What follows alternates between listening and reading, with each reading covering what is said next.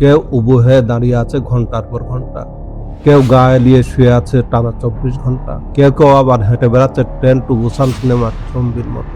না, এটা কোনো কাল্পনিক সিনেমার গল্প না। ঠিক এমনই জম্বি আচরণের মানুষ দেখা যায় পৃথিবীর সবচেয়ে ক্ষমতাধর রাষ্ট্রের একটি শহর।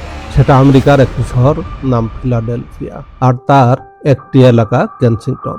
বাইরের আলো ঝলমলে আমেরিকার ঠিক উল্টো চিত্র ফুটে ওঠে এই রাস্তায়। এখানে শত শত মানুষ পশু পাখির মতো রাস্তায় উপুর হয়ে পড়ে থাকে, শরীর নিস্তেজ, চলাফেরা একেবারে জম্বির মতো। কিন্তু কারা এরা? কি এমন নেশা এদের এভাবে জীবন্ত লাশে পরিণত করেছে? চলুন জেনে নেওয়া যাক আজকের 3 মিনিটে। কেনসিংটনে ঘুরে বেড়ানো এই মানুষগুলো মূলত চরম ড্রাগ আসক্ত আমেরিকান নাগরিক।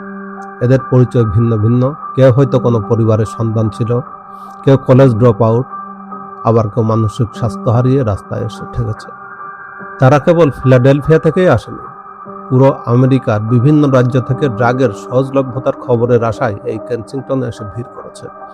এদের প্রায় 100% মানুষই গৃহহীন বা হোমলেস। ফুটপাত, ভাঙা বিল্ডিং আর রাস্তার তাঁবুই এদের শেষ ঠিকানা। কিন্তু তারা এমন কি খায় যে শরীর একদম দুমড়ে মুচড়ে উবু হয়ে থাকে? এর নাম ট্রাঙ্ক। এটি একটি ফেন্টানিল এবং জাইলাজিন নামের একটি পশুর ট্রাঙ্কুলাইজার বা চেতনানাশক ওষুধের সংমিশ্রণে তৈরি।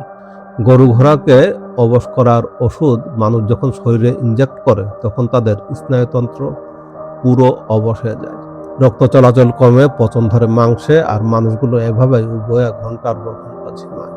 এই মারাত্মক রাসায়নিকগুলোর কাঁচামাল সাধারণত এশিয়া থেকে বিভিন্ন পথে মেক্সিকোর ড্রাগ কার্টেল বা ব্ল্যাক মার্কেটে পৌঁছায়।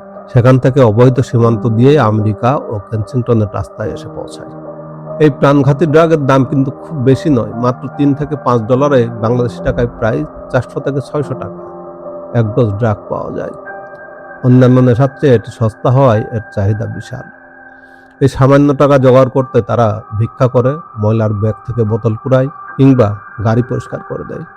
অনেকে আবার ছিনতাই, চুরি, এমনকি দেহ ব্যবসার মতো অন্ধকার পথও বেছে নেয়, শুধুমাত্র পরবর্তী একটি ডোজের টাকা জোগাড় করতে।